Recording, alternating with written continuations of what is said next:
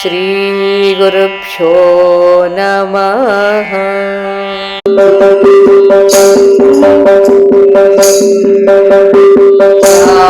कृष्ण गोविंद नारायण, राम कृष्ण गोविंद नारायण, नारायण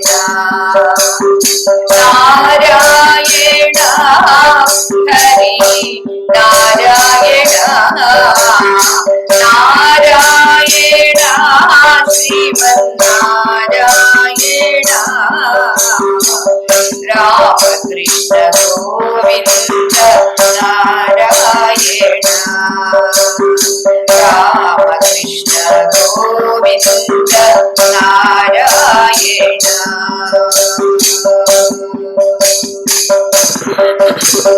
श्री लक्ष्मी रमण नारायण, श्री लक्ष्मी रमण नारायण, शेष शयन नारायण, शेष शयन नारायण, शेष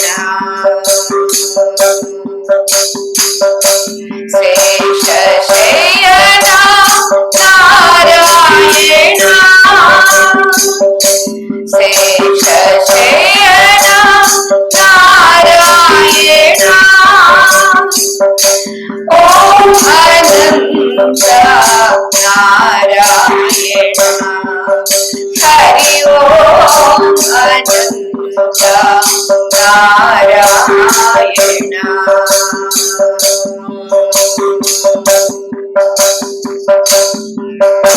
राम कृष्ण गोविंद नारायण, राम कृष्ण गोविंद नारायण, नारायण श्रीमन्नारायण, नारायण श्रीमन्नारायण, राम कृष्ण गोविंद नारायण, राम कृष्ण गोविंद नारायण, श्री लक्ष्मी रमण नारायण, श्री लक्ष्मी रमण नारायण, शेष शयन नारायण, शेष शयन नारायण, ओम अनंत नारायण, ओम अनंत नारायण, हरि ओम अनंत नारायण, हरि ओम अनंत नारायण।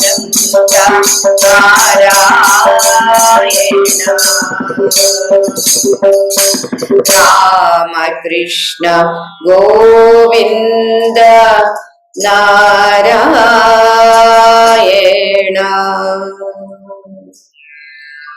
ओम नारायणं नमस्कृत्य नरं चैव नरोत्तमं देवीं सरस्वतीं व्यासं ततो जयमुदीरयेत्। సముడై ఎవ్వడు ముక్త కర్మ చేయుడై సన్యాసి అయ్యుంటి పోవ మహాప్రీతిను కుమారయంచున్ వ్యాసుండు చీరంగా వృక్షములు తన్మయతన్ ప్రతిధ్వనులు చక్కం చేసే మున్నట్టి భూతమయం మృక్కెల బాదరాయణి తపో ధన్యాగ్రణిన్ ధీమణిన్।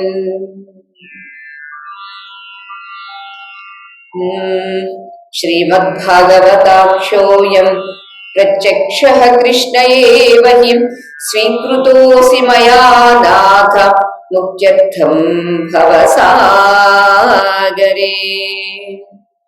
ప్రియ దివ్యాత్మ స్వరూపులరా, సంపూర్ణ శ్రీమద్ భాగవత సత్సంగానికి స్వాగతం. మనకి స్వయంభువ మనువు అతని ధర్మపత్ని శతరూప, అంతేకాదు వరుణ్ణి వెతుకుతూ కుమార్తెను వెంట తీసుకుని ఎన్నెన్నో లోకాలు పర్యటన చేసి చివరికి పండిత శ్రేష్ఠుడైనటువంటి కర్దముని ఆశ్రమానికి వస్తూ ఉన్నారండి. ఆశ్చర్యం ఏమిటంటే కర్దమమునిని విష్ణు భగవానుడు దర్శించినప్పుడట కర్దమముని తపస్సుకి చాలా స్నేహం, ప్రేమ కలిగి, కరుణ కలిగి విష్ణు భగవానుడి నేత్రాల నుండి ప్రేమాశ్రువులు రాలనివ్వడాడు. అంటే ఆనందం పొంగినప్పుడు, అతిశయించిన ఆనందం కలిగినప్పుడు వచ్చినటువంటి అశ్రువులు ఆనందాశ్రువులు అంటామండి. అతిశయించిన కష్టము, దుఃఖము వచ్చిందనుకోండి, అప్పుడు కూడా వస్తాయి అశ్రువులు. వాటిని ఆనందాశ్రువులు అనము, దుఃఖాశ్రువులు అంటాము. ఆనందాశ్రువులకి దుఃఖాశ్రువులకి మనం చాలాసార్లు చెప్పుకున్నట్టు గుర్తుంది. వేస్ అంటే మార్గాలు వేరుగా ఉంటాయి. దుఃఖం వచ్చినప్పుడు డైరెక్ట్ గా కంటి నుంచి ఇలా కారిపోతాయి. ఆనందం వచ్చినప్పుడు డైరెక్ట్ గా కారవండి, కను కొనల నుండి ఇటు వెళ్ళి ఇలా కారుతాయి. అది మనకి మనం అబ్జర్వ్ చేసుకుంటే కూడా తెలుస్తుంది. ఇక్కడ విష్ణు భగవానుడిని చూసి కర్దమమునికి ఆనందాశ్రులు రావడం అనేది సహజం. కానీ కర్దమముని తపస్సు చూసి చాలా ఆనందం కలిగి విష్ణు భగవానుడి కన్నుల వెంట ఆనందాశ్రువులు రాలినబడ్డాడు. అలా క్రింద రాలిన చోటని బిందు అన్నారండి.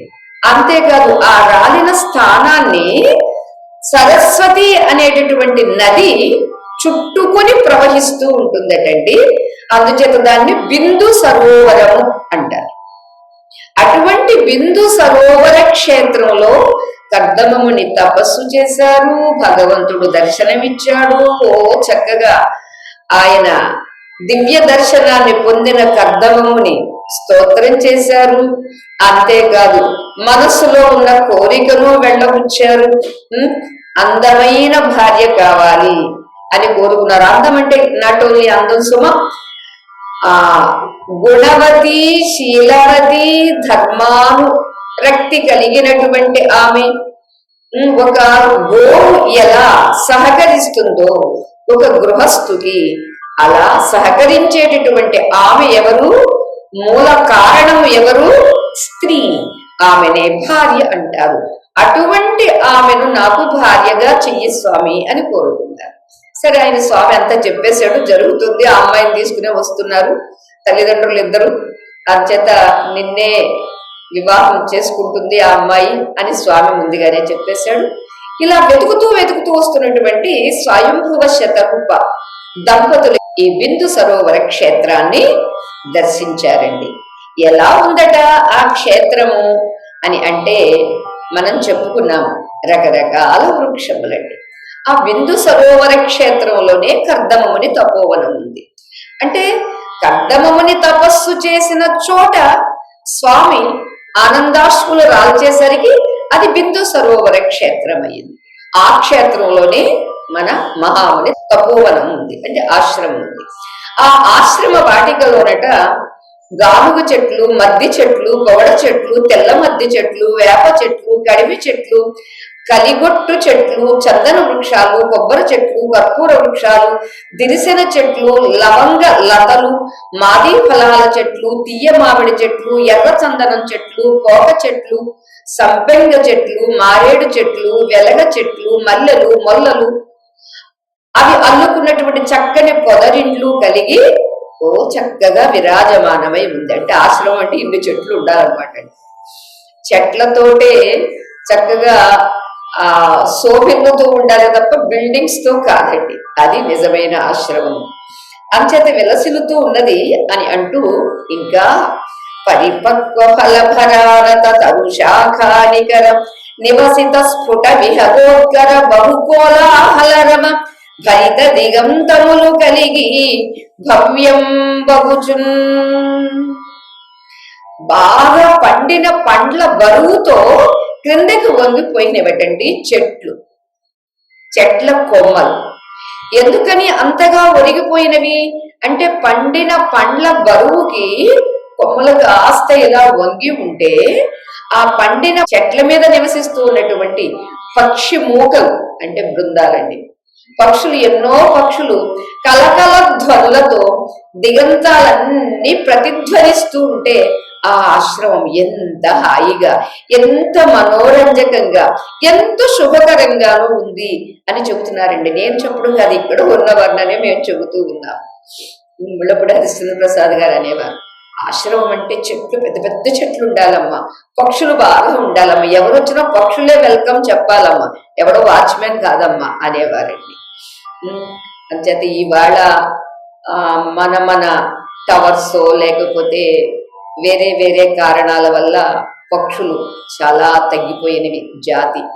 అయితే కోవిడ్ కారణంగా మధ్యలో అన్ని పాపం ఎక్కడెక్కడికో మరలా కాస్త బిలబిలా వచ్చినవి, మరలా ఇప్పుడు జర మనుషులు బయటకు వస్తున్నారు కాబట్టి మరలా అవి సైలెంట్ అయిపోయినవి పక్షులు. అంచేత పక్షుల యొక్క ఆ కలకల ధ్వని ఎంత బాగుంటుంది అనేటటువంటిది ఇక్కడ మనకి వర్ణన చేస్తూ ఉన్నారు. శుభకరంగా ఉంటుంది అని అంటూ, అతి నిశిత చంచుదళ నక్షత నిర్గత పక్వ ఫలరసాస్వాదన మోదిత రాజశుకవచోర్థ శ్రుత ఘోషము శలగ శ్రవణ సుఖదం అగుచున్. అంతేకాదు ఈ పండిన పండ్లు పక్షులన్నీ పళ్ళేమో బాగా పండిపోయి ఉన్నవి, ఈ పక్షులకేమో బాగా వాడిగా ఉన్నటువంటి ముక్కులు ఉన్నవి. ఆ ముక్కులతో ఆ పళ్ళను పొడిచి, ఎప్పుడైతే ఇవి పొడిచినవో ఆ పొడిచిన పొడుపుకి లోపల ఉండేటటువంటి రసం కారిపోతూ ఉందటండి. అలా కారుతూ ఉన్నటువంటి ఫలరసాన్ని అవి తాగుతూ రామచిలుకలు చాలా సంతోషంతో ధ్వని చేస్తూ ఉన్నవట. అది ఎలా ఉంది అంటే అర్థవంతాలైన వేద గానాలు వీణుల విందు చేస్తున్నవి అన్నట్టుగా ఉందటండి. అంతే కదండి, ఎవరు ఏ భావంగా ఏ రకంగా స్వీకరిస్తారో వాళ్ళకి ఆ రకంగా కనిపిస్తుందండి. మనసులో అలజడి ఉందనుకోండి, అబ్బా ఏంటి పక్షులు గోల వెళ్ళలేకపోతున్నాము అని చాలా మంది రాళ్లు వేస్తూ ఉంటారు, ఇష్టం ఉండదు. కానీ అదే అక్కడ ఉన్నటువంటి వాతావరణాన్ని గమనించి, అరే ఇది బిందు సరోవర క్షేత్రము, ఇది ఒక కర్దమముని ఆశ్రమము, ఎంత చెట్లు ఎంత బాగున్నవి, ఎన్ని రకరకాల ఫల వృక్షాలు ఉన్నవి, వీటి మీద ఎన్ని రకరకాల పక్షులు ఉన్నవి, ఆ పళ్ళల్లో ఉన్నటువంటి రసాన్ని త్రాగడం కోసం అవి పొడుస్తూ ఉన్నవి, పొడుస్తూ ఉంటే రసం కారుతూ ఉంది, కారుతూ ఉన్నటువంటి రసాన్ని అవి త్రాగుతూ మత్తుగా ఎంత చక్కగా వేదగానాన్ని వల్లిస్తూ ఉన్నవే అని సంతోషిస్తూ ఉన్నారు శతరూప స్వయంభువ మనువులతో పాటుగా వారి కుమార్తె దేవహూతి. లలిత సహకార పల్లవ కలిత ఆస్వాదన కషాయ కంఠ విరాజత్ కలకంఠ పంచమస్వర కలనాదములుల సిల్లకడు రమ్యములై. అంతేకాదండి, లేత తీయ మామిడి చిగుళ్లను తినడం వల్ల వగరెక్కి, ఆ వగరుకి పొగరెక్కి, అంటే వగరుకు పొగరు కూడా ఎక్కుతుంది అనుకుంటారండి, కవులకు తెలుసండి. అందుచేతనే రవిగాంచనిది కవిగాంచును అని. సూర్యుడు కూడా తెలియదండి, అంటే సూర్యుడు దర్శించనివి కూడా కవి అతను హృదయంతో దర్శిస్తాడు అని. వగరు అని మనకు కూడా తెలుసు, అప్పుడప్పుడు మనం తింటాం, ఉగాదికి తప్పనిసరిగా తింటాం కాబట్టి. కానీ వగరకు పొగరెక్కుతుందనేది మనకి తెలియదండి, ఆ ఎక్స్పీరియన్స్ మనకు లేదు. కానీ కోకిల ఆ వగరు ఆకులను తిని పొగరెక్కి ఏం చేస్తుందటండి, పంచమ స్వరంతో కూస్తూ ఉంటుందట. మధురంగా, ఒకటి కాదు రెండు కాదు, చాలా ఉన్నవి. ఆ కోయిలలన్నీ పంచమ స్వరంతో మధురంగా కూస్తూ ఉన్నవి. అతులతమాల మహీజ ప్రతతిక్షణ జాత జలత పరిశంకాంగీకృత తాండవ ఖేళన విలసిత పింఛ విభాసమాన శిఖి సేవ్యం వై. అంతేకాదండి, అక్కడ ఉన్నటువంటి సాటి లేని తమాల వృక్షాలను చూచి మేఘాలు అని భ్రాంతి పడట నెమళ్ళు ఉల్లాసంతో ఒళ్ళు మరిచిపోయి పురులు విప్పి చూడముచ్చటగా నృత్యం చేస్తూ ఉన్నాయటండి. అంటే ప్రకృతిలో ఎంత సౌందర్యం ఉందో ఆ సౌందర్యాన్ని ఆస్వాదించాలంటే ఆ రసాస్వాదన హృదయం కూడా ఉండాలండి. హృదయం లేదనుకోండి, నెమళ్ళు పురివిప్పాడినా మనకి ఏమీ అనిపించదు. చిలుకలు కుహు కుహుమని అవి కిలకిలా రావాలు చేసినా మనకేమీ అనిపించదు. కోయిలలు పంచమ స్వరంతో గానం చేసినా మనకేమీ అనిపించదు. కానీ ఇక్కడ ఒకటి తపోవనం, రెండవది సాక్షాత్తు విష్ణు భగవానుడు ప్రేమతో అశ్రువులు ఆనందాశ్రువులు రాల్చినటువంటి బిందు సరోవర క్షేత్రం. అంచేత ఇన్ని కారణాలుగా అక్కడ ఉన్నటువంటి వృక్షాలకు గాని పక్షులకు గాని ఆ స్థానానికి గాని ఇంతటి పవిత్రత వచ్చింది అని చక్కగా వర్ణన చేస్తూ ఉన్నారు. కారండవ జల ముక్కుట సారస పక చక్రవాక షట్పద హంసాంభోరుహ కైరవ నవ కల్హార విరాజిత సరోరుహాకారయుతమై. అంతేకాదు నీటి పక్షులతో, నీటి కోళ్లతో, బెగ్గురు పక్షులతో, కొంగలతో, చక్రవాకాలతో, తుమ్మెదలతో, కలహంసలతో, కమలాలతో, తెల్ల కలువలతో, ఎర్ర కలువలతో విరాజిల్లే సరోవరాలు కూడా ఉన్నాయి. మనకు కూడా కనిపిస్తున్నాయండి. ఇన్ని పక్షులు మనం సాక్షాత్తు చూసి ఉండమండి.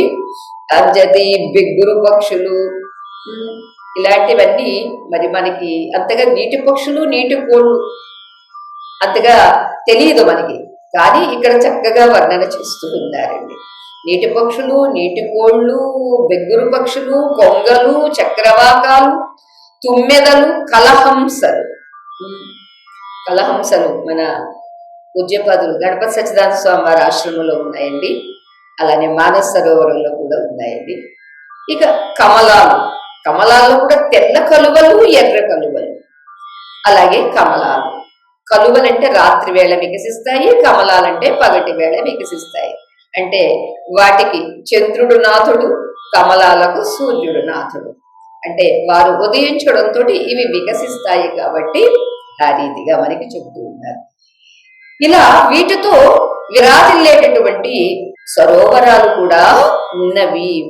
కరిపుండరీక వృకకాసర శశభల్లూక హరిడ చమరి హరిసూకర ఖడ్గ గవయ బలిముఖ శరభ ప్రముఖోగ్ర వన్య సత్వాశ్రయమై. అంతేకాదండి, చక్కగా ఇంతవరకు వర్ణన బానే ఉంది.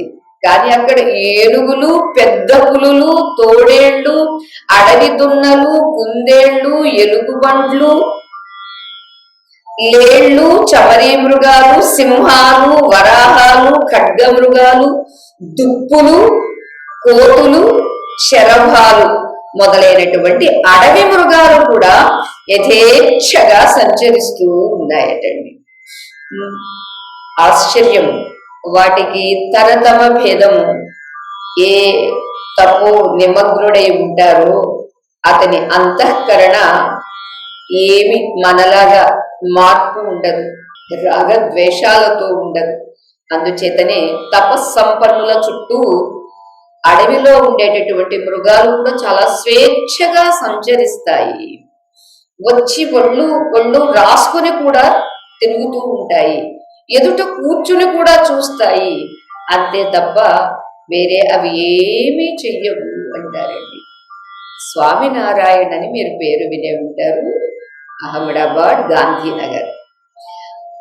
వారు చిన్నప్పుడు ఇంటి నుండి చెప్పకుండా వెళ్ళిపోయారు 8 ఏళ్ల ప్రాయంలో. వెళ్ళిపోతూ ఇక ఆకలి వేసినప్పుడు ఎవరైనా పెడితే తినడము, లేకపోతే అలా హిమాలయాస్కి వెళ్ళిపోదామని వెళ్ళిపోతూ ఉంటే ఒక ఊరిలో సాయంత్రం అయ్యేసరికి అందరూ భయపడి లోపలికి వెళ్ళిపోతున్నాం బాబు, నువ్వు కూడా బయట ఉండొద్దు, నువ్వు కూడా లోపలికి వచ్చేసి అంటే, ఎందుకు లోపలికి రావాలి అంటాడు ఆ పిల్లాడు. అంటే ఇక్కడ రాత్రి వేళ అడవి మృగాలు సంచరిస్తాయి, ఏ మనిషి కనిపిస్తే ఆ మనిషిని తినేస్తూ ఉంటాయి. అందుచేత మేము చీకటి పడడంతో తలుపులు వేసేసుకుని జాగ్రత్త పడతాం నాయన. అందుచేత మీరు కూడా వచ్చేసేయండి, లేత వయసు చిన్న పిల్లవాడివి అంటే అప్పుడు ఆ పిల్లాడు అంటాడు, ప్రాణం పోయేది ఉంటే ఎక్కడున్నా పోతుంది, అవి ఎందుకు వస్తున్నవి చూద్దాం, పర్వాలేదు, నేను ఇక్కడే ఉంటాను, నేను తపస్సు చేసుకుంటున్నాను, నేను అడవిలోకి వెళదామని వస్తున్నానే తప్ప మీలాగా ఇళ్లల్లో దాక్కుందామని నేను రావట్లేదు.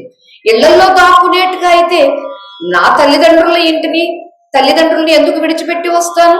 అంచేత మీరు నిశ్చింతగా ఉండండి అని వాళ్ళందరినీ చెప్పండి. ఎంత బ్రతిమలాడినా ఈ పిల్లవాడు వినలేదండి. అంతే, ఆరు బయట ఆ చెట్టు క్రింద కూర్చుని ఉన్నాడండి. ఇంతలో రెంకె వేస్తూ పెద్ద పులి వచ్చిందండి.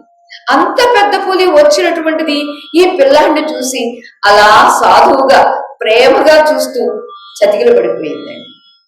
అప్పుడు అలా చతికిల పడిపోయినటువంటి ఆ వ్యాఘ్రం దగ్గరికి వెళ్ళి ఒక్కసారి మన వాళ్ళు కుక్క పిల్లల్ని జింక పిల్లల్ని నిమురుతారు చూడండి, తల నిమిరి ఒళ్ళంతా నిమిరి చెయ్యి వేస్తూ, ఏమిటి, ఏమయ్యింది, ఎందుకింత క్రోధంగా ఉన్నావు, ఇలా ఊరిలో పడి అందరినీ భయపెట్టవచ్చా, తప్పు కదూ, ఇలా ఇప్పుడు చెయ్యవద్దు, సరేనా అని చెప్పారు. అంతే, అది వెళ్ళిపోయింది. లోపలికి వెళ్ళి తలుపులు వేసుకున్న వాడు కిటికీ తలుపులు తీసి చూస్తున్నారు. ఈ పిల్లాడి పరిస్థితి ఏమిటి, రామరామా అది వచ్చేసి ఉంటుంది, మింగేసి ఉంటుంది, ఏమైపోయింది, వద్దంటే వినిపించుకుని వీడు కళ్ళు మూసుకునే ఊహించుకుంటున్నారండి. వాళ్ళల్లో కాస్త ధైర్యం ఉన్నవాడు, అరే మనం తలుపులు వేసుకుని కూడా కళ్ళు మూసుకోవడం ఎందుకు, ఏం జరుగుతుందో చూద్దాం అని కళ్ళు తెరిచి చూసేసరికి పిల్లవాడు దానితో మాట్లాడుతున్నాడు, దాన్ని తల నిమురుతూ ఉన్నాడు. అది చక్కగా లేచింది, తోక ముడుచుకుని సాఫ్ట్ గా వెళ్ళిపోయిందండి. ఆశ్చర్యపోయారండి అందరూ. తలుపులు తీసుకుని పిల్లలా బయటకు వచ్చేసారు. ఏం జరిగిందండి, పాపం ఏం జరగలేదు, దానికి మనసు స్థిమితంగా లేక వచ్చింది, తప్పు చేసింది, ఇప్పుడు తప్పు గుర్తించింది, విడిపోయింది అన్నారు. ఏమిటండి, మనకి తెలియని కుక్క మీదకు వస్తుంటేనే భయపడిపోతాడు. అది ఆల్సేషియన్ డాగు లేకపోతే ఏ డాగు అయితే మీదకు వస్తుంటేనే మనకు భయం వేస్తుంది. అలాంటి ఒక పెద్ద పులిని కూడా ప్రేమతో పలకరించగలగడం అంటే ఇదే తపస్సు.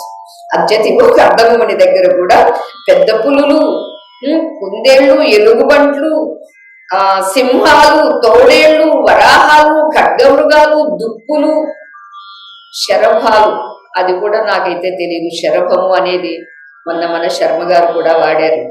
ఈ శరభాలు, ఇన్ని అడవి మృగాలు సంచరిస్తూ ఉన్నవి యథేచ్ఛగా, అది కూడా మనకి వర్ణన చేస్తూ ఉన్నారు. ఒప్పున పరమ తాపసోత్తముని ఆశ్రమంబు గంగుని మిత పరిజనంబుల తోడం చొచ్చి అందు. ఇదంతా స్వయంభువ మనువు తిలకించారండి. అటువంటి కర్దమ మునీంద్రుని తపోవనాన్ని దర్శించి ఈ స్వయంభువ మనువు పరిమిత పరివారంతో, ఎందుకంటే ఆయన చక్రవర్తి కదండి, అంచేత పరిమిత పరివారంతో ఆశ్రమంలోకి ప్రవేశించారట. అక్కడ ఏం జరిగింది అనేది తెలియచేస్తూ ఉన్నారు.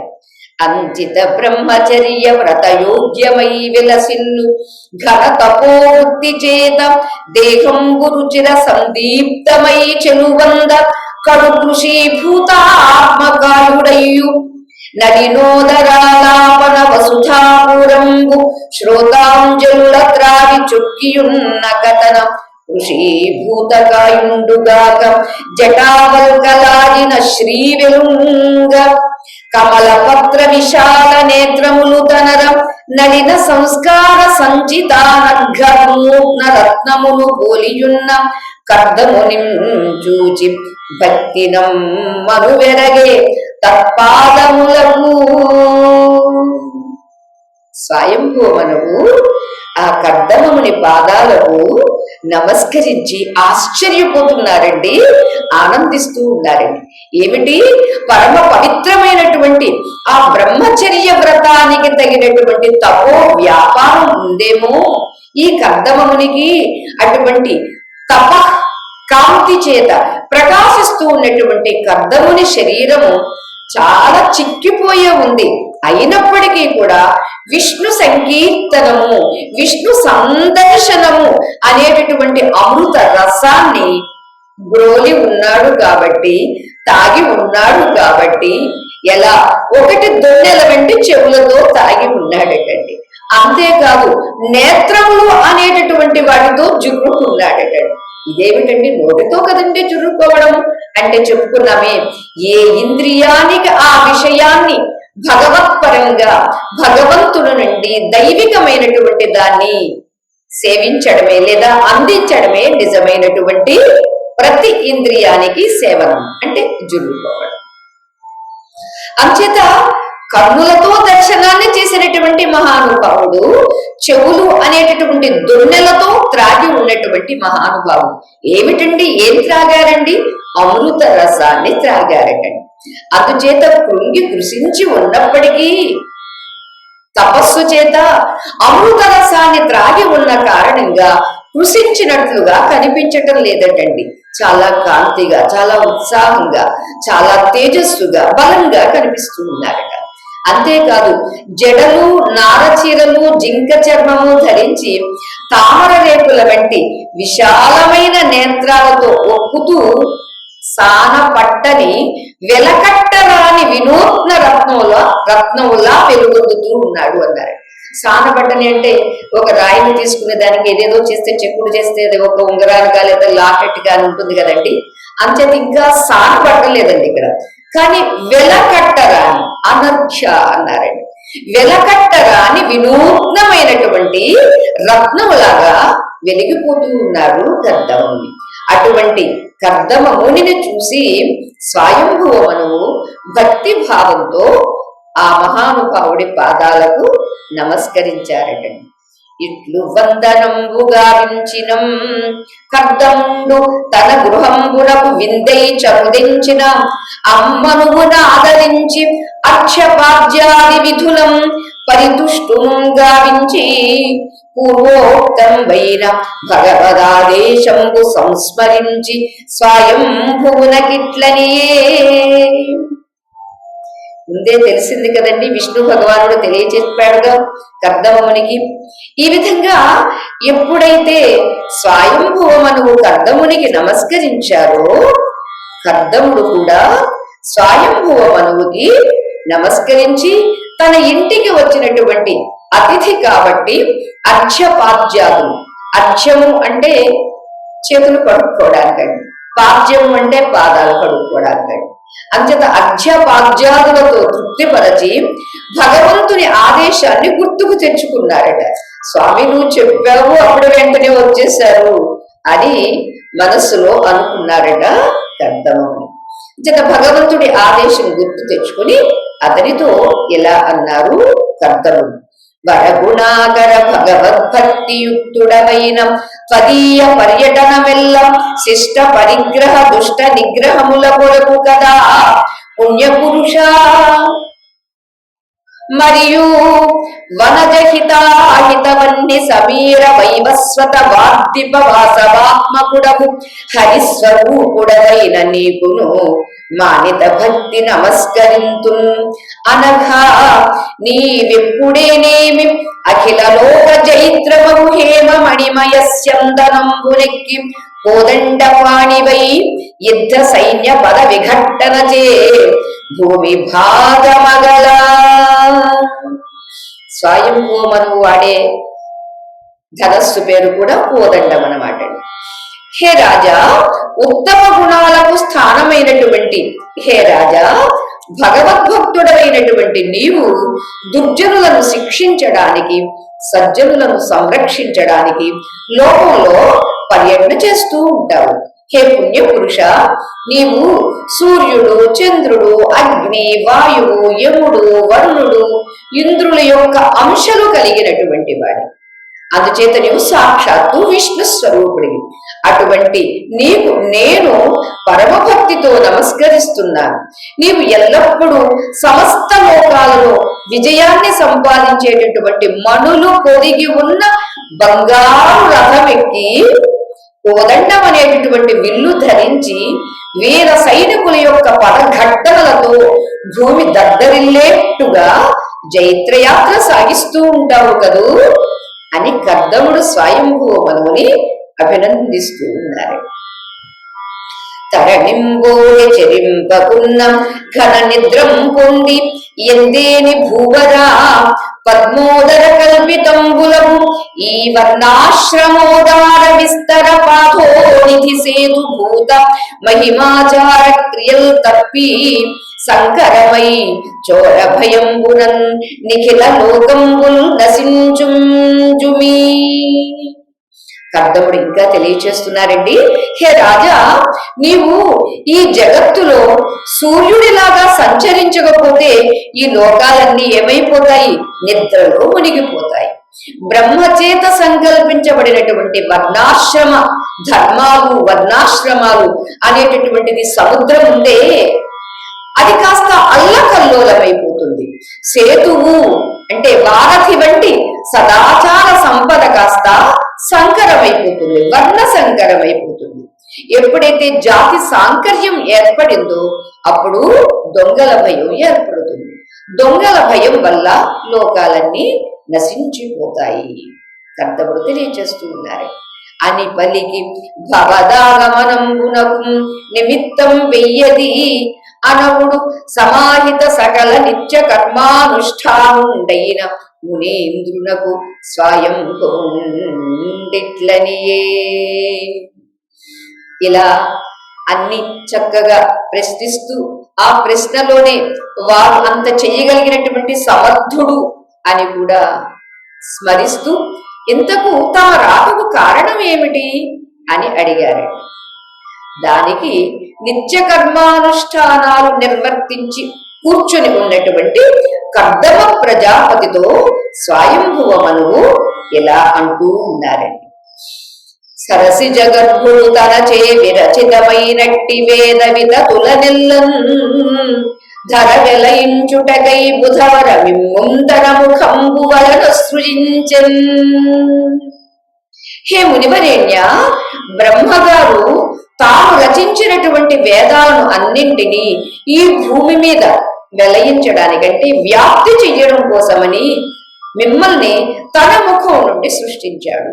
బ్రాహ్మణోస్య ముఖమాసీత్ కదండి, ఆ విషయాన్ని ఇక్కడ గుర్తు చేస్తూ ఉన్నారు స్వయంభువన్.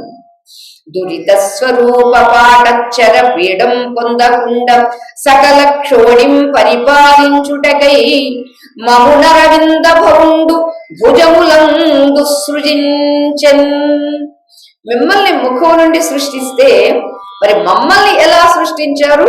భుజాల నుండి సృష్టించాడు. ఎందుకు భుజాల నుండి సృష్టించాడు అంటే దుర్మార్గులైనటువంటి దొంగల బాధలను ఈ సమాజం పొందకుండగా సమస్త భూమిని రక్షించడం కోసమని, పరిపాలన చెయ్యడం కోసమని బ్రహ్మగారు తన భుజాల నుండి మమ్మల్ని సృష్టించాడు. బాహురాజన్య కృత అని కదా మనకి పురుష సూక్తం. నెరినట్టి జలజ భౌరపు కరమంతఃకరణ గాత్రకములై వరుసంబరగిన బ్రహ్మ క్షత్రములరయ రమాధీశ్వరునకు నవనీయంబు. ఆ బ్రహ్మకు బ్రాహ్మణ జాతి ఎలా ఉంటుంది అంటే అంతఃకరణగా ఉంటుంది. అంటే మన జ్ఞానం అంతా లోపల కదండి ఉంటుంది. అంచేత ఆ బ్రహ్మగారికి బ్రాహ్మణ జాతి అంతా అంతఃకరణగా ఉంటే మరి క్షత్రియ జాతి ఎలా ఉంటుందండి? బాహ్యమైనటువంటి శరీరంగా ఒప్పారుతూ ఉంటుంది. అంచేత ఇవి రెండు విష్ణుదేవుని చేత తప్పనిసరిగా రక్షణ పొందుతూ ఉంటాయి, రక్షింపవలసి ఉన్నటువంటివి. ఏది? బ్రాహ్మణ మరియు క్షత్రియ అని తెలియచేస్తూ ఉన్నారు. కావున హరిస్వరూపుండవై దుర్జన దుర్దర్శనుండవైన నిను కనుట మదీయ భాగ్యం గుణ సిద్ధించే భవత్పాదకంజ కింజల్క పుంజరంజితంబైన మదీయ మస్తకంబును తావక వచన సుధా పూరితంబులైన శ్రవణంబులును మంగళకరత్వంబున సాఫల్యంబును పొందే నేను కృతార్థుండనైతి దుహిత స్నేహ దుఃఖ పరిక్లిన్నాంతఃకరణుండనై సకల దేశ భ్రమణ ఖిన్నుండనైన నా విన్నపంబు అవతరింపుము అని ఇట్లనియే స్వయంభూమను తెలియచేస్తూ ఉన్నారు. హే భగవన్, మీరు విష్ణు స్వరూపుడవు, దుష్టులకు చూడరాని వాడవు అయినటువంటి నీ దర్శనం నా అదృష్టం వల్ల నాకు లభించింది. ఎవరండి? ఎంతటి స్వయంభువ మనువు కర్దమమునిని ఈ రీతిగా అభినందన చేస్తూ ఉన్నారండి. అతడు ఎంతటి క్షత్రియుడైనా ఇక్కడ బ్రాహ్మణుడు, సామాన్య బ్రాహ్మణుడటండి, తపస్సంపన్నుడు. బట్టి తపస్సంపన్నుడటండి, తపస్సుకు లక్ష్యంగా ఉన్నటువంటి విష్ణు భగవానుడి దర్శనం చేసుకున్నటువంటి వాడండి. వట్టి దర్శనమేనా, కోరిక కూడా కోరుకున్నటువంటి వాడండి. ఆ కోరిక నెరవేరుతూ ఉన్నటువంటి సమయం కదండి ఇప్పుడు. అందుచేత అటువంటి నీ దర్శనం నాకు కలిగింది అంటే నా అదృష్టం వల్ల లభించింది అని అంటూ, మీ పాద పద్మాలలోని కేసరాల వల్ల ఎర్రబడినటువంటి నా శిరస్సు, నీ మాటలు అనేటటువంటి అమృతంతో నిండినటువంటి నా చెవులు సకల శుభాలకు స్థానాలై సఫలత్వాన్ని పొందాయి అంటున్నారండి. చూడండి, ఆ పాద పంకజం వల్ల శిరస్సు, మాటలు అనే అమృతం వల్ల చెవులు, ఇవి రెండు సఫలత్వాన్ని అంటే సాఫల్యాన్ని పొందినవి. నేను ధన్యుడనయ్యాను. కుమార్తెపై ఉన్నటువంటి వాత్సల్యం వల్ల నా మనస్సులో ఆందోళన పడుతూ సమస్త దేశాలు తిరిగి తిరిగి అలసిపోయాను. నా విన్నపాన్ని ఆలకించు అని ఇంకా ఇలా అంటూ ఉన్నారండి స్వయంభువ మనువు. ఎవరితో? కర్దమ మునితో. స్వయంభువ శతరూప దంపతుల యొక్క కుమార్తె దేవహూతి. అటువంటి తన కుమార్తెని వెంట పెట్టుకుని పెళ్లి చేద్దాము అనే ఉద్దేశంతో డైరెక్ట్గా సాక్షాత్తు కర్దమముని ఆశ్రమానికి వచ్చారు. కర్దమమునిని ఎంత ఆదరిస్తున్నారు అని అంటే, అందుకని వరుడి యొక్క పాదాలు కడిగి కన్న కూతురుని దానం చెయ్యడము, కన్యాదానం చెయ్యడము అంటారు. అంతేది ఇప్పుడు ఎవరికైతే తన కూతురుని ఇవ్వాలని అనుకుంటున్నారో అతడు శ్రీమన్నారాయణుడు అనే భావనతోటే మంత్రాలు చదువుతారు. అంతటి దివ్య భావనతోటే అతడి పాదాలు కడుగుతారు. అలానే కన్యాదానం కూడా చేస్తారు. ఇక్కడ వీరంటున్నారు, హే కర్దమముని, మీరు సాక్షాత్తు విష్ణు స్వరూపుడు. దుష్టులకు మీరు కనపడరు. ఎందుకంటే తపస్సులను దుష్టులు చూడలేరు. ఒకవేళ వచ్చినా కూడా వాళ్ళకి మీరు దర్శనం ఇవ్వరు. కానీ నాకు ఆ అదృష్టం కలిగింది, మిమ్మల్ని దర్శనం చేసుకునేటటువంటి అదృష్టం కలిగింది.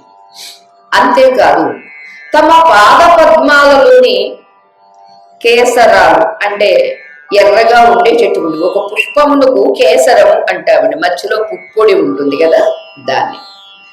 అలా తమ పాద పద్మాలలో ఉన్నటువంటి ఆ పుప్పొడి వల్ల నా శిరస్సు ఎర్రబడింది. మీ మాటలు అనేటటువంటి అమృతంతో నా చెవులు కాస్త శుభప్రదమైనవి. ఈ రీతిగా ఈ రెండు స్థానాలు సాఫల్యాన్ని పొందినవి. నేను ఎంతో ధన్యుణ్ణి అని అంటూ, నాకు నా కుమార్తె మీద ఉన్నటువంటి వాత్సల్యంతో ఈ పిల్లకు ఎవరినిచ్చి పెళ్లి చెయ్యాలా, ఎలా అనేటటువంటి ఆందోళనతో నేను సమస్త దేశాలు తిరిగి తిరిగి అలసిపోయాను. అటువంటి నా విన్నపాన్ని ఆలకించండి అని అంటూ ఉన్నారు. ఎవరు? స్వయంభువ మనువు కర్దమ మునితో. వరయోగీశ్వర దేవహూతియను ఈ బామాక్షి మత్పుత్రి తావర లావణ్య గుణాఢ్యులం వినియు ఎవ్వారిన్ మదిం కోరక ఆతురయై నారదు పంపునన్ మిము వరింతున్నంచు ఏ తెంచే ఈ తరుణీ భిక్ష పరిగ్రహింపుము శుభోదాత్త క్రియాలోలతన్. భిక్షలు చాలా ఉంటాయండి. మనకి తెలిసిన భిక్ష ఉదయం భిక్ష, మధ్యాహ్నం భిక్ష, రాత్రి భిక్ష. కానీ ఇక్కడ ఈ మహానుభావుడు అంటున్నారు తరుణీ భిక్ష. చూడండి, ఆయన తరుణీ భిక్ష వేస్తాడట. కర్దమముని ఈ భిక్ష గ్రహించండి అంటున్నారండి. అందుకనేనండి మన వేదము చెప్పినటువంటి ఆ సాంప్రదాయము, ఆ సదాచారము ఎక్కడెక్కడ వాళ్ళలో ఒక తాటి మీద నడిపించడము. అందుకునేనండి మనది ముడిపెట్టేదే తప్ప విడదీసేది కాదు. ఇవాళ విడగొట్టేడాలు, విడిపోవడాలు, విడదీసేయడాలు అనేటటువంటిది విదేశీయ సాంప్రదాయమే తప్ప మన సాంప్రదాయం కాదు. అంచేత అంటూ ఉన్నారు, నేను తరుణీ భిక్ష పెడుతున్నాను, పరిగ్రహించండి అని అంటూ ప్రార్థిస్తూ ఉన్నారు. ఎవరు? స్వయంభూవను. హే మహాయోగేశ్వరేశ్వర, దేవహూతి అనేటటువంటి ఈ అమ్మాయి ఉన్నదే నా కుమార్తె. ఈమె లోకంలో చాలా సౌందర్యవంతులైనటువంటి పురుషుల్ని, ఎంతో మందిని చూసింది. కానీ ఎవరిని వరించడానికి ఇష్టపడలేదు. పైగా ఇష్టపడక బాధతో చింతాక్రాంతురాలై ఉన్నటువంటి సమయంలో నారద మహర్షి విచ్చేశారు. ఆ నారద మహర్షి మీ గురించి చెప్పారు, అంటే కర్దమముని గురించి చెప్పారన్నమాట. నారద మహాముని వల్ల మీ ఈ రూప గుణాలు విని మిమ్మల్నే వరించాలి, మిమ్మల్నే వివాహం చేసుకోవాలి అని వచ్చింది నా ఈ కుమార్తె. అందుచేత ఈ శుభకార్యానికి మీరు అంగీకరించి ఇదిగో నా ఈ కుమార్తె తరుణి, అంటే మంచి తరుణంలో. వివాహము అనేది కూడా అండి యవ్వనంలో ఉన్నప్పుడు వివాహము తప్ప యవ్వనం దాటిపోయిన తర్వాత ఇవాళ అన్ని దాటిపోవడాలే కదండి. ఏది తగిన సమయంలో ఏమీ జరగటం లేదండి. దాటిపోయిన తర్వాత అలా అయితేనే మంచిది అని కొందరు. సరే, మరలా ఇంత అభిప్రాయ భేదాలు వస్తున్నవి ఇంత వయస్సు మళ్ళడం వల్లనే అని కూడా ఇవాళ జరిగిన దాన్ని బట్టి పెద్దలు అభిప్రాయాల్ని వ్యక్తం చేస్తున్నారు. అందుకనే పూర్వం 12 ఏళ్ల లోపుగా ఉన్నటువంటి, అంటే రజస్వల కాకముందే వివాహం చేసేవారండి. అది వరకు ఇప్పటికీ ఆ వైదిక సాంప్రదాయాన్ని పోషిస్తూ ఉన్నారండి వైదిక కుటుంబీకులు, బ్రాహ్మణోత్తములు. అందరూ కర్సుమ బ్రాహ్మణుల్లో కూడా కొందరు మాత్రమే ఆ వైదిక నిష్ఠ, ఆ సాంప్రదాయం, సదాచారాన్ని పోషించేటటువంటి వాళ్ళు ఇప్పటికీ అలానే ఉన్నారు. మంచిది. ఇక్కడ అంటున్నారు స్వయంభూమను, మంచి తరుణ వయస్సులో ఉన్నటువంటి ఈ తరుణిని భిక్షగా నేను మీకు వేస్తాను. అంచేత ఈ తరుణీ భిక్షను స్వీకరించండి అని ప్రార్థిస్తూ ఉన్నారండి స్వయంభూమను. అమలిన గృహమేధిక కర్మములకు అనురూప గుణ విరాజిత శీల క్రమముల తనరిన తరుణిం ప్రమదమున వరింపుమయ్య భవ్య చరిత్ర. ఎలాంటిది అనుకుంటున్నారు నా ఈ కుమార్తె? హే పవిత్ర చరిత్ర, శుద్ధమైన గృహస్థాశ్రమ కృత్యాలను ప్రతినిత్యము నిర్వహించడానికి అనురూపమైనటువంటి గుణము, శీలము కలిగినటువంటి నా ఈ కుమార్తెను సంతోషంగా అర్ధాంగిగా స్వీకరించండి అని అంటున్నారండి. అంటే స్త్రీ అంటే ఇంటితో పాటుగా ఇంట్లో ఉన్నటువంటి వారిని ఆదరించడము, అలానే పశువుల్ని కూడా పోషించడము, ఇది గృహ మేధ. ఈ రెండింటినీ పరిపాలన చెయ్యడానికి తగినటువంటి సామర్థ్యం, అనురూపమైనటువంటి చక్కని గుణము, శీలము ఇన్ని కలిగి ఉన్నటువంటిది నా ఈ కుమార్తె. అటువంటి ఈమెను మీరు సంతోషంగా అర్ధాంగిగా స్వీకరించండి అని అంటున్నారు. అనఘా విరక్తులకైనం తనయంత లభించు సౌఖ్యతతి వర్ణింపం చలదట కాముకులకు అప్పిన మాముదురే లభించు ప్రియ సౌఖ్యంబుల్. హే పుణ్యాత్మ, ఎంతటి విరక్తులకైనా సరే అయాచితంగా అంటే కోరకుండగా, ఏమీ ప్రయత్నం లేకుండగా తమంత తామే లభించినటువంటి సౌఖ్యాలను వదలకూడదు అని అన్నారు కదా పెద్దలు. అటువంటప్పుడు కోరుకున్న వాళ్ళు అనుకోకుండా లభిస్తే ఇష్టమైన సుఖాన్ని ఎవరు మానుకుంటారు? మానుకోరు కదూ అని అంటున్నారు. అంటే ఇతడు కూడా కోరుకున్నవాడే అని బహుశా నారద మహర్షి ఏమైనా ఒక మాట ఊది ఉంటారండి, చెప్పి ఉంటారండి. అంచేత ఎంతమంది అందగాళ్ళను చూసినా ఈమెకు నచ్చలేదు, బాధతో ఉంది, పాపం విచారంగా ఉంది అన్న ఆ సమయంలో నారద మహర్షి సూచించారట, ఫలానా ఆయన నీకు తగినవాడు, అతడినే నీవు వివాహం చేసుకో అని ఆయన చెప్పాడు. కాబట్టి మా అమ్మాయి మిమ్మల్ని మానసికంగా వరించింది. అందుచేత అటువంటి ఆమె అలాంటి సుగుణాలు రాసే కావాలని మీరు కూడా కోరుకుని ఉంటారు.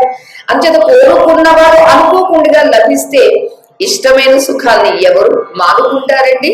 తప్పనిసరిగా స్వీకరిస్తారు కదూ అని అంటూ అతని యొక్క అభీష్టము కూడా తెలిసినట్లుగా మాట్లాడుతున్నారు స్వయంభూమన్. వినుము ఫలారంభుడు కృపణుని నడిగిన తన యశంబును తగు మానంబును చెడు కావున తగనీ వినయ వివాహేచ్ఛ తగులు టెరిగి ఇచటికి. ఇంకా వినండి, పొందడం కోసం ఒక పని చెయ్యడానికి పూనుకున్నటువంటి వాడు లోకిని అడిగితే ఆ పని చెడిపోవడమే కాక గౌరవానికి కూడా భంగం వాటిల్లుతుంది. నీవు వివాహం చేసుకోవాలనే కోరికతో ఉన్నావని తెలుసుకొని ఇక్కడికి వచ్చాము. చూడండి, అంటే వారి కోరిక ఇక్కడ కూడింది, వీరి అమ్మాయి కోరిక కూడుతుంది. ఈ ఇద్దరి కోరికలు ఒకే సంకల్పము, ఒకే కోరిక అయ్యింది. కాబట్టి మీకు ఆ కోరిక ఉంది, మాకు ఆ కోరిక ఉంది. ఆ కోరికతో ఉన్నారని తెలుసుకుని మేము ఇక్కడికి చనుదించితిమస్మత్ ప్రార్థనగైకొని మత్తనూజతగ వరింపుండన ముని స్వయంభూనిం కనుగొని మరలంగ పలికే కరుమోదమునం. అందుకని మీకు కూడా ఆ కోరిక ఉంది అని తెలుసుకుని వచ్చాము. అటువంటి నా విన్నపాన్ని మన్నించి నా ఈ కుమార్తెను వరించండి అని స్వయంభూమను చెబితే దానికి కర్దముడు కూడా చాలా సంతోషంతో ఇలా అంటూ ఉన్నారండి. అనగా నీ చేతనన్యదత్తముగా ప్రతిష్ఠితం పైన ఈ తీవబోడి కమనీయ రూపరేఖా విలాసంబుల మానిత లక్ష్మీ సమానయగుచు ఒకనాటి రాత్రియందుడు రాజచంద్రిగాధవడిత నిజ సౌధ తలమునందు మహిత హిరణ్మయ మంజీర శోభిత చరణయై నిజ సఖీ సహిత యగుచు కందుక క్రీడ చెరియింప గగనమందు వర విమానస్థుడగుచు విశ్వావసుండు నాగ తనరిన గంధర్వ నాయకుండు తరుణి చూచి విమోహి ధరణి బడియే. హే పుణ్యాత్మ, అన్యులందరినీ కాదు అని నా కోసమే తీసుకుని వచ్చిన ఈ లతాంగి, ఈ సుందరి అందచందాలలో మహాలక్ష్మితో సమానురాలై ఉంది. అందుకని వధువుని మహాలక్ష్మి అంటారండి. చూడటానికి ఎంత కురూపిగా ఉన్నా ఆ పెళ్ళీడు వచ్చేసరికి, ఇదిగోనండి పెళ్ళీడు వచ్చేసిందండి, ఎంత అందంగా ఉందోనండి, లక్ష్మీ కళ ఉట్టి పడుతుందండి అని కూడా మన పెద్దవాళ్ళందరూ అంటూ ఉంటారు. అలానే ఇక్కడ కూడా ఈ లతాంగి, ఈమె అందచందాలలో మహాలక్ష్మితో సమానురాలై ఉంది. అంతేకాదు ఒకనాటి రాత్రి చంద్రుడి యొక్క వెన్నెలతో మెరుస్తున్న తన మేడపై తన పాదాలకు బంగారు అందెలు అలంకరించుకొని చెలికత్తులతో ఆడుతూ ఉండగా ఆకాశంలో విమానంలో వెళుతూ ఉన్నటువంటి విశ్వావసుడు అనేటటువంటి గంధర్వరాజు ఈమెను చూసి మోహంతో తూలి నేలపైన పడిపోయాడు. ఎవరు? ఈయన చెబుతున్నారండి, కర్దమముని చెబుతూ ఉన్నారు. అంతటి గంధర్వరాజు మోహించాడుంటే ఈమె యొక్క సౌందర్యం ఎటువంటిది, అయినప్పటికీ అది కాదు అన్నది నీ కుమార్తె అని అక్కడ ఆమె యొక్క గొప్పతనాన్ని, సౌశీల్యాన్ని, ఆమె యొక్క సౌందర్యాన్ని అభినందిస్తూ మాట్లాడుతూ ఉన్నారు. పుండరీకాక్షు నెరుగని పురుష పశువులి తలోదరి పొడగా నరేమి చెప్పరు, అట్టి కుమరాలు భాగ్యోదయమున తాన వచ్చి కామింప నొల్లని వాడు కలడే. విష్ణువుని తెలుసుకోలేనటువంటి పురుష పశువులు ఈమెను చూడలేరు. అంటే అంత గొప్పదనమాట అండి దేవహూతి. దేవాన్ ఆహ్వయతి, దేవతలను పిలిచేటటువంటి కాబట్టి దేవహూతి. విష్ణు భగవాను ఎవరైతే తెలుసుకోలేరో అలాంటి పురుష పశువులు చూడండి ఎంత మాట అన్నారు. భగవంతుణ్ణి దర్శించలేనటువంటి వాడు మగాడే కావచ్చు, కానీ అంతటి మగాడు కూడా పశువు, పురుష పశువు అని పోలుస్తూ ఉన్నారు. అటువంటి పురుష పశువులు ఈమెను చూడలేరు. ఏం చెప్పేది అంటే విశ్వావసు అనేటటువంటి గంధర్వుడు ఈమెను చూసి చూడడంతో కింద పడిపోయాడట, నేల మీద పడిపోయాడట. అటువంటి ఈమె గురించి నేను ఏం చెప్పేది? అటువంటి జవరాలు అదృష్టవశాన తనంత తాను వలచి నా దగ్గరికి వచ్చినప్పుడు కోరుకోని వాడు ఎవరు ఉంటారు? ఎవరు ఉండరు కదూ అని చెబుతూ ఉన్నారండి. ఈ కన్యారత్నమునకు నాకును గుణరూపవర్తనంబులయడ ఆలోకింప సమమ కావన గైగుని వరియింతు విగత కల్మష వృత్తిన్. గుణము, రూపము, నడవడి ఈ కన్యామణికి నాకు కూడా సమానంగా ఉన్నవి. తుల్యశీల వయోవృత్తం అని రామాయణంలో వస్తుందండి. సీతాదేవికి రామచంద్ర ప్రభువుకి శీలములో, అలానే వయస్సులో, అలానే నడవడిలో తుల్య శీల వయో వృత్తం అని మూడింటిని చెబుతారండి. అలానే ఇక్కడ కూడా గుణము, రూపము, నడవడి, వృత్తం అంటే నడవడి, ప్రవర్తన. అంచేత ఈ మూడింటిలో ఆమెకు నాకు సరిపోతుంది, సమానంగా ఉన్నవి. అంటే మన వాళ్ళకి మనకి స్టేటస్ సరిపోతుందండి అని ధనంలో చూసుకుంటారండి, కానీ గుణంలో చూసుకోలేరండి. చూడాల్సింది ఏమిటండి? గుణం, ఆ తర్వాత రూపం. అసలు గుణంతో పాటుగా నడవడి ఫైనల్ అంటే చివరిగా చూసేది రూపము, కానీ చాలా మంది మొట్టమొదటి చూసేది రూపం అండి. ఈ రూపం చాలా బాగుంది కానీ గుణం బాగలేదు, ఏమి లాభం? నడవడి అసలు బాగలేదు, ఇంకేమి లాభం? అంచేది ఇక్కడ అలా కాకుండా గుణము, రూపము, నడవడి ఈ మూడింటిలో నాకు తగినటువంటిది, ఆమెకు తగినటువంటి వాడిని నేను. కాబట్టి ఇది ఒక పుణ్యకార్యంగా భావించి ఈమెను నేను తప్పనిసరిగా భరిస్తాను, స్వీకరిస్తాను అనే మాట కూడా ఇచ్చేస్తున్నారు కర్దమముని. విమలాత్మ దీనికొక సమయము గలరెరిగింతు విను, గుణాకరయపు ఈ రమణికి అపత్య పర్యంతము వర్తింపుదు గృహస్థ ధర్మ క్రియలన్.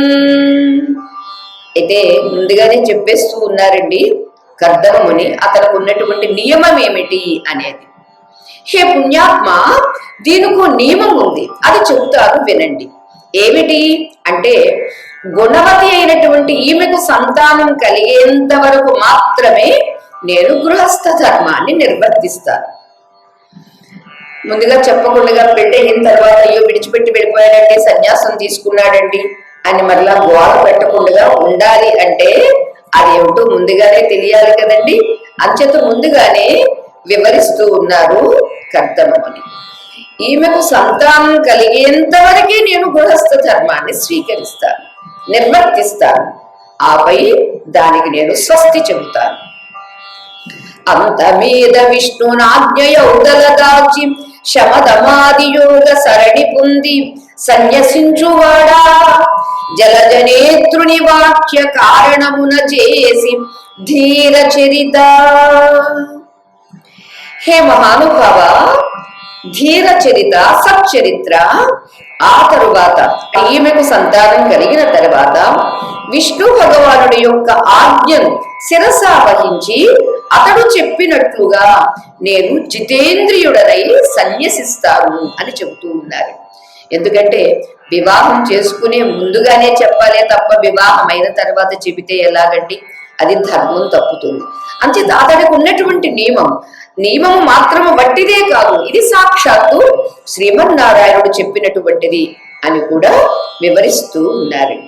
శ్రీ విభుని వలన నీలో కావళి ఉదయించు పెరుగు నడగును విను రాజీవ భవాల కతడే భూవర నిర్మాణ హేతు భూతుండరయన్. హే రాజా, విష్ణువు వల్లనే ఈ లోకాలన్నీ కూడా పుట్టి పెరిగి నశిస్తూ ఉంటాయి. సృష్టి స్థితి లయాలు జరిగేది ఆ భగవంతుడి వల్లే. బ్రహ్మాదులకు కూడా అతడే కారణభూతుడై ఉన్నాడు. అటువంటి విష్ణు భగవానుడి ఆజ్ఞగా నేనిది ఈ రకమైనటువంటి నిర్ణయం తీసుకున్నాను. అది కావున అమ్మహాత్ముని ఆజ్ఞోల్లంఘనంబు చేయరాదని. అంతేకాదు, ఇది ఆ విష్ణు భగవానుడు అలా చెబితే ఎలాగూ చెయ్యాలా ఏమిటని అనుకుంటారేమో. ఆ మహాత్ముడి యొక్క ఆజ్ఞ ఉల్లంఘనం చెయ్యరాదు అని చెబుతూ ఉన్నాడు. ఎవరు? కద్దము. అది కావున మహాత్ముని ఆజ్ఞోల్లంఘనంబు చేయరాదని కర్దముండు పలికిన విని స్వయంభువుండు నిజ భార్య అయిన శతరూప తలంపును పుత్రి అయిన దేవహూతి చిత్తంబును నెరింగిన వాడై ముని సమయంబున కీయకుని ప్రకృష్ట హృదయండగుచు సమంచిత గుణాఢ్యుండైన కర్దమునకు దేవహూతిని విద్యుక్త ప్రకారంబున వివాహంబు చేయించే. తదనంతరంబ శతరూపయును వారి బర్హ సంజ్ఞికంబులైన వివాహోచిత దివ్యాంబరాభరణంబులు దేవహూతి కర్దములకు సంగే ఇవ్విధంబున నిజ కులాచార సరణిం పరిణయంబు గావించి విగత చింతాపరుండై స్వయంభుండు దుహితృ వియోగ వ్యాకులిత స్వాంతుడై కూతుం కౌగిలించుకొని చుబుకంబులు పుడుకుచు చెక్కిలి ముద్దుకొని శిరంబు మూర్కొని ప్రేమాతిరేకంబున బాష్పధారాసిక్త మస్తకం చేసి తల్లి పోయి వచ్చెదనని చెప్పి కర్దముని చేత ఆమంత్రితుండై నిజ భార్యా సమేతంబుగా రథం వెక్కిన పరివారుండై. కాబట్టి ఆ విష్ణు భగవానుడి యొక్క ఆజ్ఞను జవదాటకూడదు, నేను జవదాటను. ఈ కారణంగా నేను మీకు ముందుగానే నా నియమాన్ని తెలియచేస్తున్నాను అని కర్దముడు విషయాన్ని వివరించగా, అప్పుడు స్వయంభూమనువు తన భార్య అయినటువంటి శతరూప అభిప్రాయాన్ని, అలానే కుమార్తె అయినటువంటి దేవహూతి అభిప్రాయాన్ని కూడా తెలుసుకున్నారండి. కర్దముడి యొక్క నియమానికి వారిద్దరు కూడా ఒప్పుకున్నారండి. దానికి సంతోషిస్తూ ఉత్తమ గుణ సంపన్నుడైనటువంటి ఆ కర్దమునికి దేవహూతిని ఇచ్చి యథావిధిగా వివాహం చేయించారు అని ఇక్కడ తెలియచేస్తూ ఉన్నారండి. మరొక చోట ఎక్కడో వస్తుందండి, కర్దముడు ఈ దేవహూతి గురించి ఇంతగా తల్లిదండ్రులు చెబుతూ ఉన్నారు. ఎవరైనా కూతురు గురించి గొప్పగానే చెబుతారు. అసలు ఆమె సంస్కారం ఏమిటి, ఆమె యొక్క స్వభావం ఏమిటి, ఆమె నడవడి ఏమిటి అని తెలుసుకోవాలని అందరికీ వచ్చినటువంటి వారిద్దరితో పాటు ఆ అమ్మాయికి కూడా ఒక ఆసనం వేశారటండి. ఆశ్రమం కదండి, మన భాషలో చైర్స్, కానీ వారి భాషలో ఆసనం అంటే కూర్చోడానికి ఒక పట్టా లాంటిది, దర్భాసనం వేశారండి. వేసిన తర్వాత ఈయన అబ్జర్వ్ చేస్తున్నారు, ఎవరు? కర్దముడు. ఈ అమ్మాయి ఏం చేస్తుంది అని వింటున్నారా? ఆమె సంస్కారం ఏమిటి అనేది ఒక సంఘటన, ఒక పద్ధతి, ఒక మర్యాద ఎప్పుడు వస్తుంది అంటే పెద్దల దగ్గర ఎలా ప్రవర్తించాలి అనే దానిలోనే కదండి తెలుస్తుంది. ఆమె చాలా సంస్కారవతి కాబట్టి కాబోయే భర్త ఒక ఆసనాన్ని ఇస్తే దాన్ని స్వీకరించకూడదు, అలాని తిరస్కరించకూడదు. మరి ఏం చెయ్యాలి? మీరైతే ఏం చేస్తారు? అయ్యో కూర్చోకపోతే బాగుంటది కదండి అని కూర్చుంటారు. కూర్చుంటే ఎలాగండి? మరి అది కూడా ఏమన్నా దోషమా? ఎస్, ఆవిడ ఏం చేసింది అంటే తిరస్కరించకూడదు, అలాగే పురస్కరించకూడదు. కాబట్టి ఆ ఆసనం మీద తన హస్తాన్ని ఉంచి ప్రక్కన కూర్చుందండి. అంటే అతడు వేసిన ఆసనం మీద కూర్చుంటే, ఈ కాలం పిల్లలైతే బ్రహ్మాండంగా కూర్చుంటారు. ఆమె ఈ కాలపు పిల్ల కాదు కాబట్టి, అందున స్వయంభూ మనువు యొక్క కుమార్తె సంస్కారవతి సుశీల కాబట్టి చక్కగా ఆదరిస్తూ కుడి హస్తాన్ని ఆసనం మీద పెట్టింది, దాని ప్రక్కన కూర్చుంది. అప్పుడు ఆయన గ్రహించారండి ఎంత సమయస్ఫూర్తిగా ప్రవర్తించింది. కూర్చోకపోతే మాట విననట్టుగా అయిపోతుంది, తిరస్కార భావం అవుతుంది. లేదు దాని మీదే కూర్చుంటే ఆ వేసాడులే, వేసిన వాడు దాని మీద కూర్చుంటే తప్పేమిటి అని కూర్చున్నప్పుడు ఇక వాడిని ఎలా ట్రీట్ చేస్తుంది అనేది మనకి తెలిసింది, ఆ భావము వస్తుంది. అందుచేత ఆయన పరీక్షించారు. పరీక్షలో ఈమె కాస్త చక్కగా నెగ్గింది అని చెప్పాలండి. అటువంటి ఆ దేవహూతిని కర్దమమునికి ఇచ్చి అక్కడికక్కడే అంటే పిల్లలు తీసుకొచ్చారంటే పెళ్లి చేయించేశారు.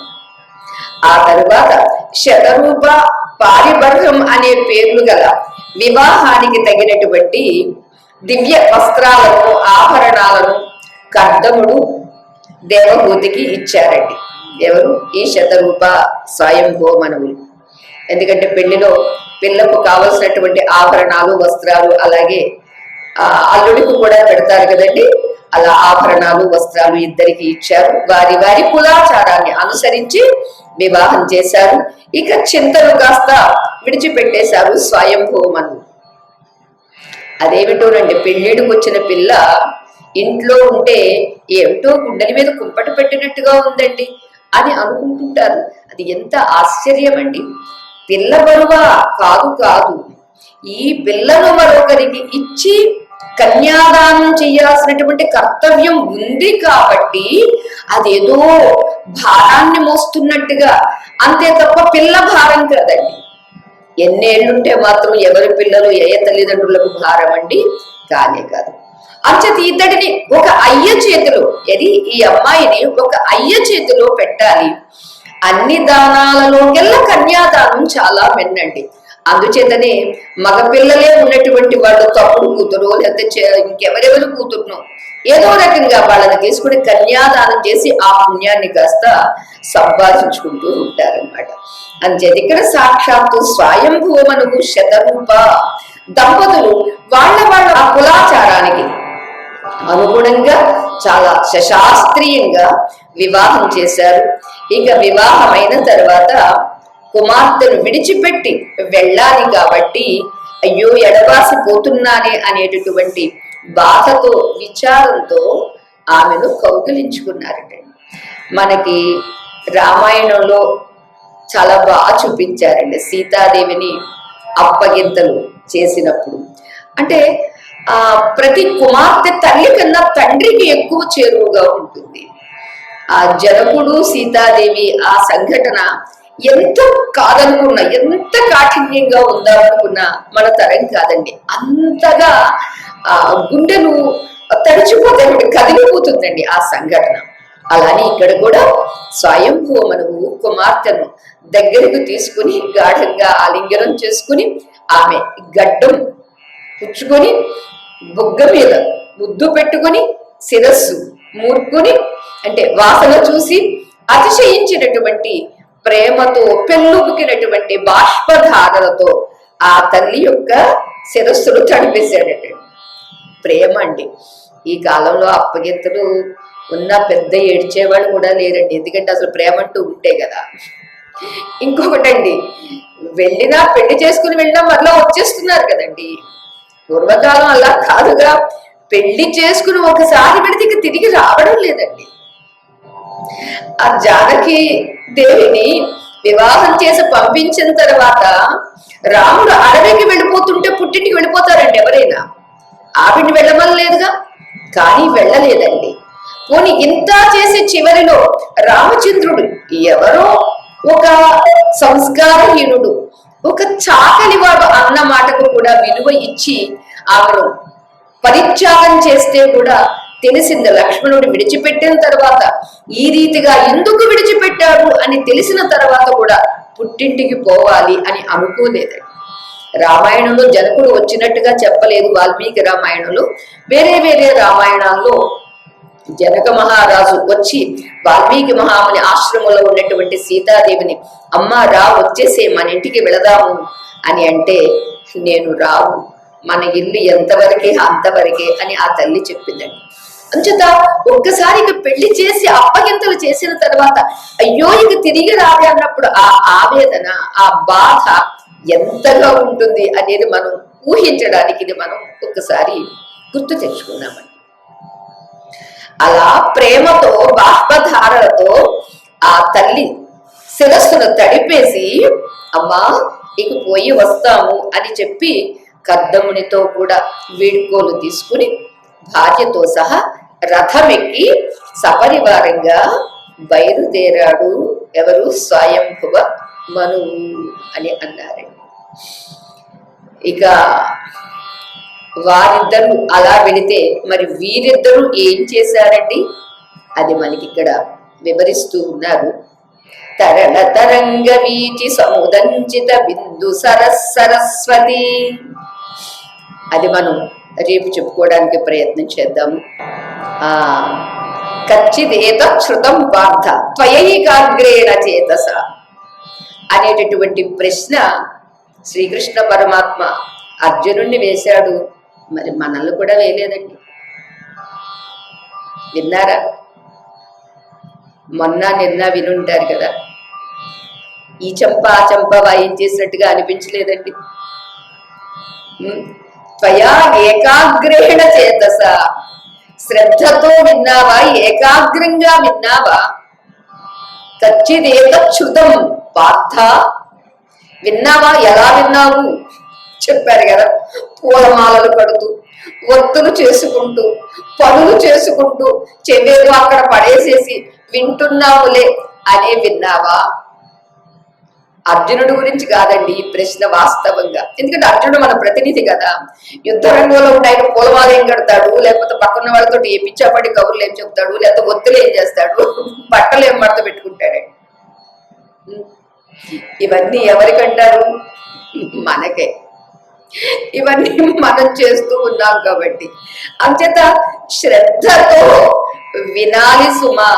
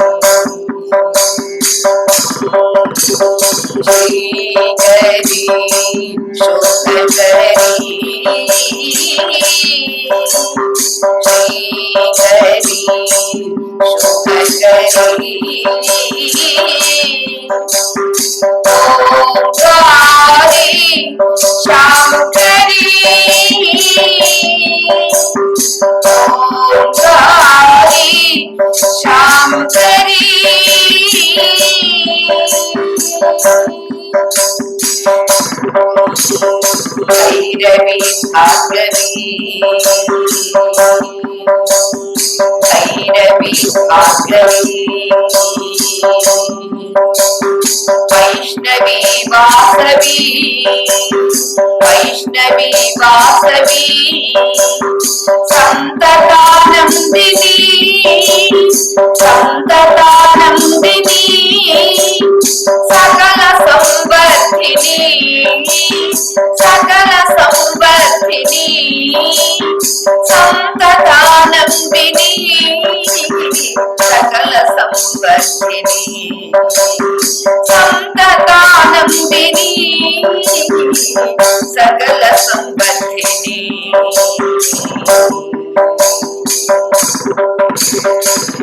శ్రీకరి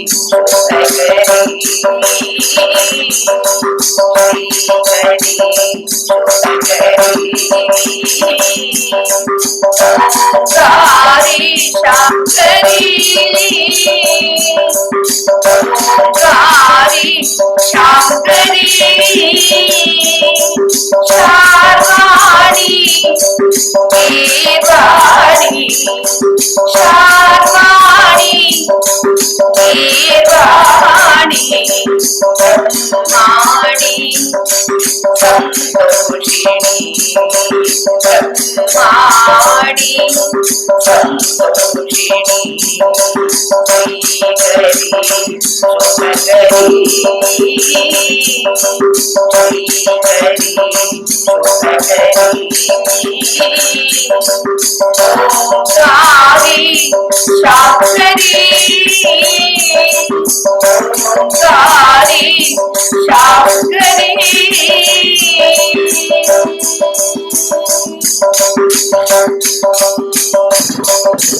భైరవి భార్గవి భైరవి భార్గవి వైష్ణవి వాసవి వైష్ణవి వాసవి సంతతానందిని సంతతానందిని సకల సంపత్తిని సకల సంపత్తిని సంతతానందిని సకల సంపత్తిని సంతతానందిని సకల సంపత్తిని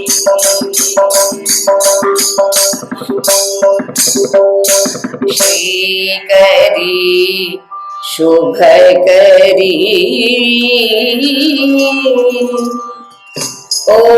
ఓంకారి శాంకరి